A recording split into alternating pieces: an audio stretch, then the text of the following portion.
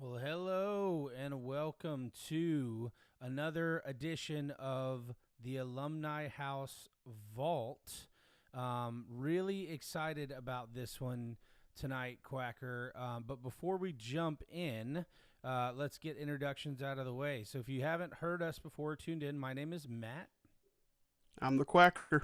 And together we are the hosts of the Alumni House podcast, and we cover football, baseball, college football, college baseball, college basketball, college softball to some degree. And we focus on the conferences that are predominantly in the Southeast.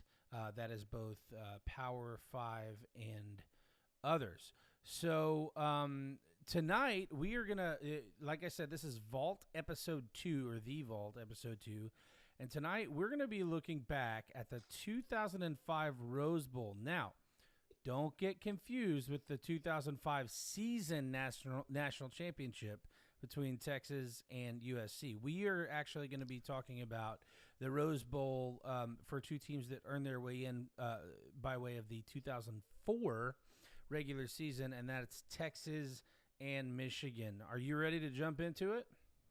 Let's jump in. All right. So here we go. So just a little bit of background. The 2005 Rose Bowl game, which was the 91st edition of the granddaddy of them all, saw one of the best football games that has ever been played in the history of college football. The game saw the Big 12 second place finishers, the Texas Longhorns, led by rising superstar Vince Young and star running back Cedric Benson, face off against the Big 10 champion Michigan Wolverines, led by their stars Chad Henne. That's a blast from the past. The first true freshman to ever start at QB in the Rose Bowl. And, you know, that's not hard to believe when you think about it, but it is hard to believe when you think about it now. When you think about the context and how it used to be that you couldn't even play as a freshman in college football. But now, you know, it's so different. That's pretty crazy. And also for Michigan, Braylon Edwards. The game was Texas' first ever appearance in the Rose Bowl game, and after and the first time that Texas and Michigan would ever play. Wow, Keith Jackson, perhaps the greatest play-by-play announcer to ever call college football. You can fight me on that if you want, because he is the greatest in my opinion. Whoa, Nelly. Yeah. Was the play-by-play announcer for the game. His dulcet tones, painting the picture of the action in this classic. You know, before we move on, with some of my earliest memories, you know, I grew up in Florida, but before I really cared too much about college football, my dad would always have on, he was born in Michigan, raised in Mississippi, but he would always have on games. And one of my earliest memories is every Saturday without fail, whether it was, back then it would have pretty much just been ABC. I remember Keith Jackson's voice, and he sort of narrated my fall Saturdays, particularly like the Ohio State Michigan game, which I don't care about either one of those teams. But like I said, my dad was born in Michigan. He didn't care about them either, but he would have it on and pull for Michigan in that game. Right. And yeah, so Keith Jackson was, and that was, that was Lynn Swan was the sideline reporter. Mm-hmm. Those are some good times. All right, so the game opened up with Texas. Sorry, I skipped a whole paragraph. You're gonna have to. It's late for me. I'm sorry, guys. With the game, while the game itself was an instant classic, the lead up to it was another matter. The Cal Bears had been ahead of Texas in the polls, but they had to play a makeup game against USM. I know somebody who graduated from there. A couple of somebodies. Yeah. Do you? Yeah. Yeah. A few of them. Yeah. If you're new here, Quacker, my dad and Quacker's mom, among others, in our family all graduated from USM. The game was in Hattiesburg, and it was the night before bids were to be extended for bowl games. The game was moved from its September date because of Hurricane Ivan. Instead of just canceling the game, Cal decided to go forward and play the game. the Bears would win the game in front of a sold-out crowd of Southern Miss fans and even some Texas fans who made the trip over, but they would only win the game by 10 points, 26-16. This was still the era of the BCS. Really, this was, the BCS, about not even halfway through. It was kind of in the prime of the BCS. And style points mattered, and while USM was a gritty opponent that had a history of beating teams they shouldn't, the BCS model ended up punishing Cal for their narrow victory. Do you know, was Aaron Rodgers the quarterback of that Cal team? Or was that the year before him? I believe he was. Okay. Yeah. It was right around the time of Aaron Rodgers. I don't know if it's exactly the time, but all right. So now on to the game itself. The game opened up with Texas winning the coin toss by Mickey Mouse. That's interesting. And they chose to defer to the second half. Michigan opened up the game on offense with a big return opening kickoff by Steve Breston. But after moving the ball early and getting into Texas territory, Michigan was held to a punt. Texas' opening drive lasted about 4 minutes, but they were also held to a punt. Michigan again was held to a short drive, being forced to punt, an impressive punt to Texas on their own 15-yard line. Texas opened up the drive with a couple runs before the coach turned Vince Young loose and let him start slinging the ball around. So don't answer this, Quacker, because obviously you know this. But trivia question for everyone else listening. Who was that coach? We'll just sit here for a minute. After I finish reading that paragraph, we'll have Quacker say it. You'll know who it is, but you're probably second-guessing yourself right now. So when the Longhorns got to the red zone, Young did what he did best. He took off on a scramble for a 20-yard touchdown scamper where he was completely untouched. Texas took the first lead of the game at 7-0 with 1:41 left in the first quarter. Their scoring drive was a 12-play, 85-yard drive that took 4:12 off the clock. On the ensuing kickoff, Steve Breston returned it out to the Michigan 48-yard line. The Longhorns held the Wolverines to a 3-and-out and forced the Wolverines to punt. Michigan decided to run out the clock until the second quarter, something you don't see as much anymore. So the coach of that game, Quacker, before you say it, I will never forget this man's name, even if he wasn't, a Hall of Famer, because it sounds almost like mine. But what is the name of the Texas coach from the 2004 Longhorns? Oh, this is the return of the Mac, man. Mac Brown. That's right. Yeah. And if you're asking, wait, the Mac Brown who coached North Carolina, you would be correct. Yep. So, yeah, just a little. Yep. He had a Hall of Fame career at North Carolina and then Texas, and then North Carolina again hasn't been quite so nice to him since he's returned. But well, he's gone now. But yeah, his second tenure was not good. So yeah. But let me back up. It wasn't terrible, but it wasn't excellent. Oh, it wasn't his first go around there, which it hardly ever is when the coach returns. But. Sure, and I'm kind of wondering what things are going to look like in West Virginia with Rich Rod this year. Oh yeah. I don't think it's really, or Scott Frost at UCF. I don't feel like round 2 ever goes well, but we'll see. We've got a couple examples. All right, so catch us up in the second quarter, Quack. All right, so to start the second quarter, Michigan punted and pinned Texas inside the 10-yard line. Michigan quickly held the Longhorns to a 3-and-out and forced a punt.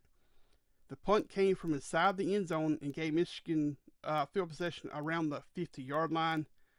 The Wolverines took full advantage of the shortened field and scored on a 39-yard pass from Henney to Edwards. The Wolverines would tie the game at 7. Their drive lasted only 4 plays, covered 50 yards, and Matt took a whopping minute 39 off the clock. That's a long time. On the ensuing drive, on the ensuing kickoff, the Longhorns had a big return, and this is kind of a recurring theme throughout the game. Was kickoff coverage was not great for either team. The Longhorns got the ball out to the 42-yard line. Texas would take that kickoff and respond with a 13-play drive that would see them have a fourth down conversion and see them end up in the touchdown with an 11-yard touchdown pass to tight end Dave Thomas, not the Wendy's guy, but just he's a little bit younger, a little bit faster. So Texas would retake the lead 14-7. The 13-play drive covered 58 yards and ate 7:52 off the clock. That's not a lot of field to have almost an 8-minute drive there. The scoring for the second quarter wasn't finished quite yet. Texas held Michigan to a punt on the following drive, but the returner for the Horns would muff the punt, and the Wolverines would take full advantage of the mistake. The Wolverines would score a few plays later with an 8-yard touchdown pass from Henne to Edwards for their second connection in the end zone on the day. An 8-yarder at the back of the end zone. The Wolverines scoring drive took up 2 minutes and 16 seconds. It took 8 plays and covered 34 yards. So for those who don't know, when you recover a fumble on a punt, it starts a new drive. So the drive they had before was finished. So that even though like there was never a break in them driving the ball, it started a new one, a new drive it has when to they meet recovered the certain fumble. conditions. In other words, you can't just drop the ball Yeah, on fourth down and then all of a sudden it's a new drive. I think it has to touch the other team or advance to like past the line of scrimmage or something like that. There's some condition that has to be met for that to right. be active. So the recovered fumble on the punt starts the drive. So Texas was just run out the clock when they took over. There's only 15 seconds left on the clock at that point. So went to the halftime with the score tied up at 14. All right.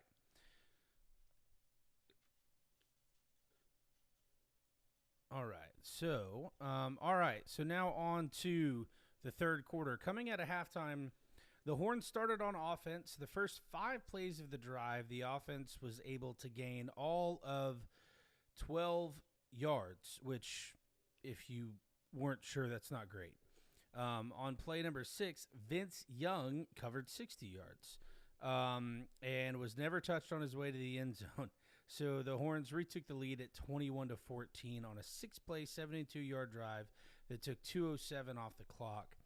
And then Michigan came out again on the kickoff with a huge return, this one for 50 yards, putting them at the 50-yard line to start the drive. After the first 2 plays went nowhere, play 3 saw Steve Breaston take a mid-range pass all the way for a 50-yard touchdown.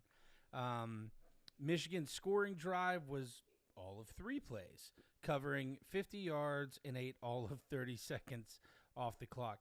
Breaston accounted for every yard on the scoring drive, as it was his kickoff return that put them at the 50. This was also the first third quarter touchdown Texas defense had allowed all season. Texas would not be able to answer the touchdown drive as they were forced to punt on their next drive. So Michigan would take the lead for the first time on the next drive when they put a 10-play drive that covered 77 yards and took 4:21 off the clock to move down the field for the third Henne to Edwards touchdown hookup of the game. This time for 9 yards. Michigan led at this point 28-21 with a little less than half of the third quarter remaining. On the Longhorns' next drive, they started out by moving the ball fairly well, getting a little help from Michigan on penalties. Michigan's defense stopped the drive cold with an interception by Prescott Burgess. Texas was almost able to get the ball right back when Derek Johnson forced a fumble on a punch-out during the tackle, but the ball bounded out of bounds, gotta love that, and Michigan retained possession. Texas was able to keep the Wolverines out of the end zone on this drive, but a 44-yard field goal that wouldn't have been good from 45 put the Wolverines up 31-21. Their drive was 6 plays for 18 yards and took 2:10 off the clock. This would end the scoring in the third quarter, and Quacker, take us home. Yeah, and you think about football now, and they're kicking it from 60 in college, and in 2004, 2005, it was barely good from 40 yards out. So how the tides have turned for kickers. Yeah. Um, Well, I yeah, think I think part of it is I mean, quite honestly, I think turf technology is so much better now that it's just easier to get a good kick. Now, while there are a handful of guys that can hit it from 60, I still think you're seeing college kickers, not all college kickers, but a decent chunk of them are still struggling from 40 to 45. But I think the upper echelon of kickers, yeah, they're definitely stretching it out. Um, 55, 58 yards, fairly regularly. But 10 years before that, not quite 10 years, about 8 years before that, Florida State had a guy by the name of, do you know who I'm going to say? Janikowski. Yep, Sebastian Janikowski, who had the greatest hold my beer moment of all time in the NFL. So real quick, he went to I don't even remember if he was still playing for the Raiders at this point or if this was towards the end of his career, but it was almost halftime and he was about to go out and kick like he was going to attempt like a 70-yarder or something like that, and he ran out, and then the coach called timeout and whatever. They wound up not doing the kick, but it was just so funny because when you look at the sideline, he's like, yeah, I'll try it. Like, who cares? He had a crazy leg. But anyway, yeah, you're right. I mean, the landscape has definitely changed on that. But in a lot of ways, I feel like it was more fun back then, because you never know what you were going to get out of your kicker, Yeah. So to start the fourth quarter, Texas was forced to punt when their drive that started in the third quarter came to a screeching halt. Michigan returned the favor and punted right back when they went 3 and out.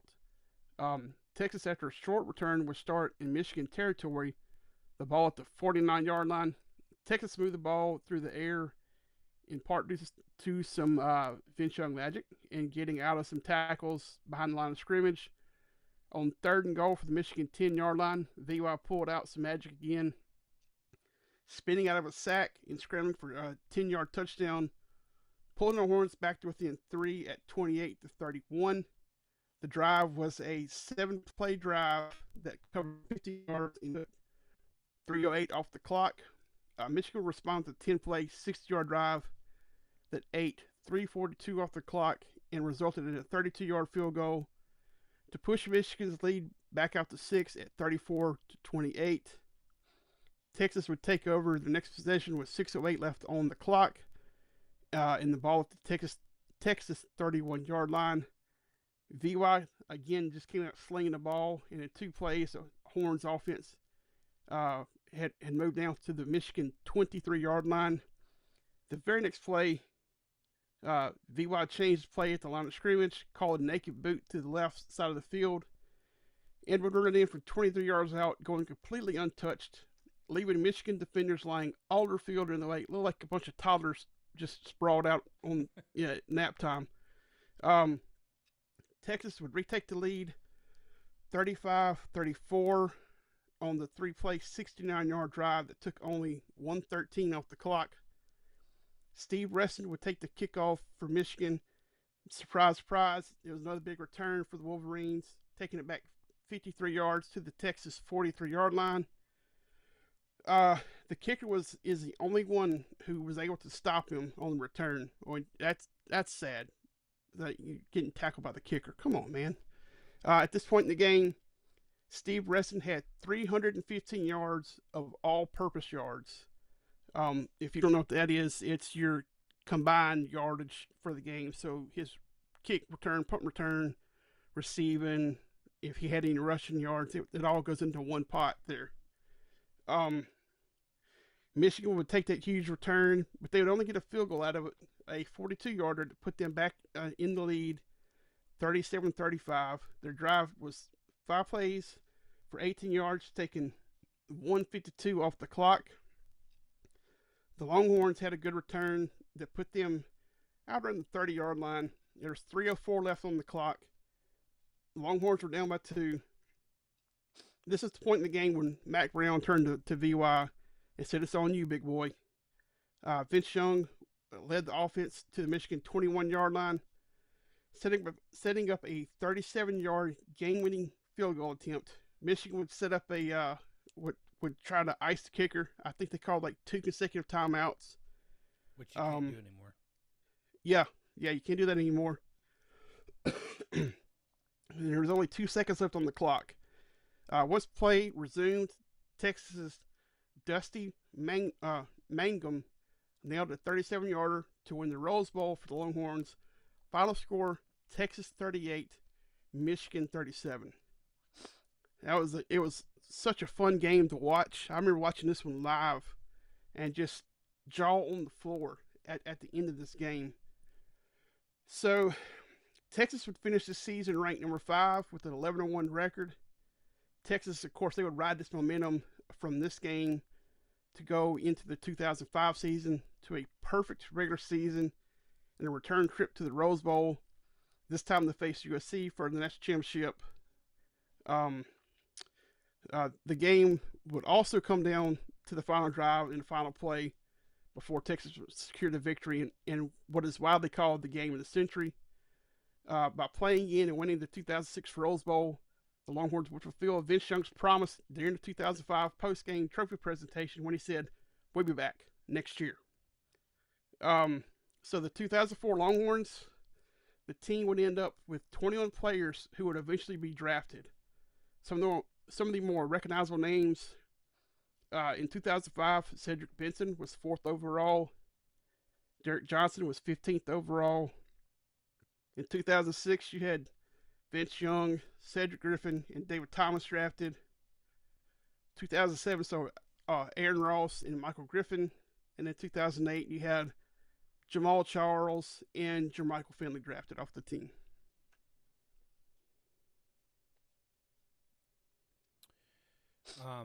Yeah. So what a great game, and it is cool when you look back and see, and I think college football fans do that all the time with the 2001 Miami team. Not so much with 95 Nebraska, because that was one of those unique teams where they were unquestionably one of the greatest college football teams ever, but didn't have an embarrassment of riches in terms of future pros that had, long careers like 01 Miami, like this 04 Texas team. I think we'll look back. I'm trying to think of some other ones. I mean, 05 USC, 08 Florida, 2019 LSU will be one of those. Yeah. I think that what was it? 2014 Ohio State, maybe last year's Ohio State. So it is cool, I mean, now I think the holy grail of that is 01 Miami. If you're interested, go back and look at their roster and see how many of those guys are A, already in the Hall of Fame, B, aren't eligible yet but will get in. I mean, it's just, it's kind of crazy. So all right, so I mean, this 2004 Michigan team had 13 players drafted off of it, which is nothing to sneeze at there.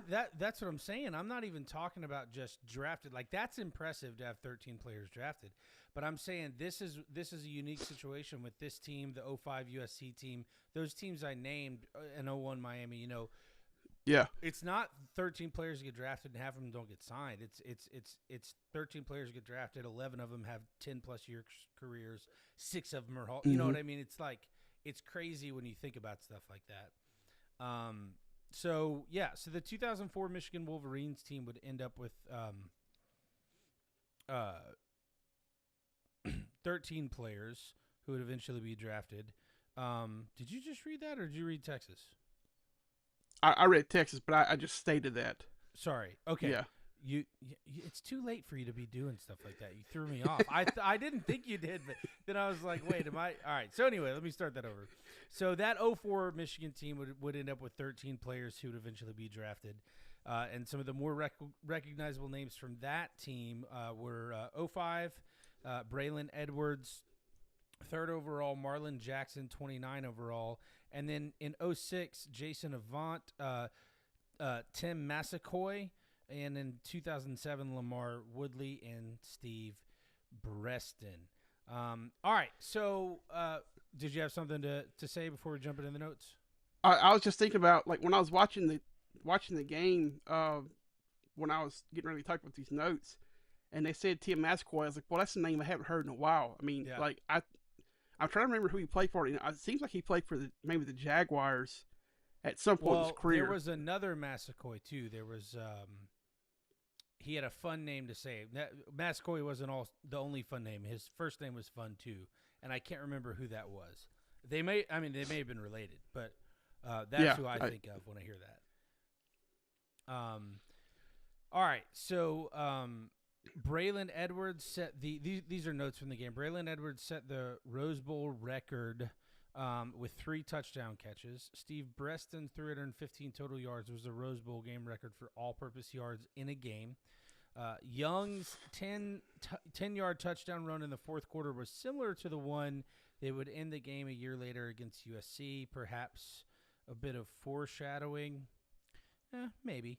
I mean, if you watched it, it was the same end zone, the same side of the end zone. He even looked the same running in. I was just like, that's like he just copy and pasted for the next season. Like it was. I was like, well, am I watching the right game? I would just say it wasn't foreshadowing; it was rehearsal. You know, that's what it was. So watching this game was a look back at the way football used to be. There was still a 5-yard and 15-yard face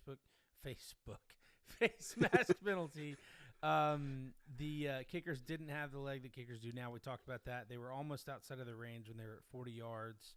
And the Longhorn coaches' headsets were sponsored by Singular Wireless. This is the for first those who year... don't remember, Singular was before AT&T consolidated with them. They used to be their own service, and they had little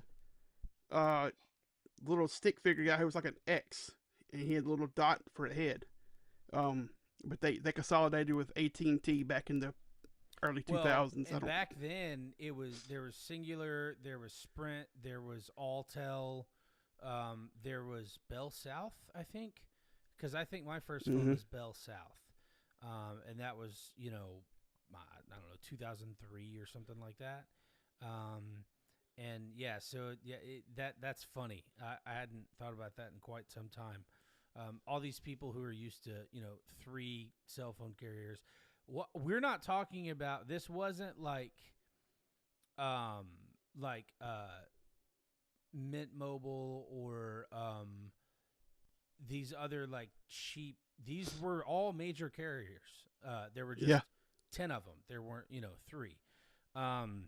So this was the first year of the new Rose Bowl trophy, the one that is still used today. And Vince Young was named the MVP for the offense, while Woodley from Michigan would be the defensive MVP.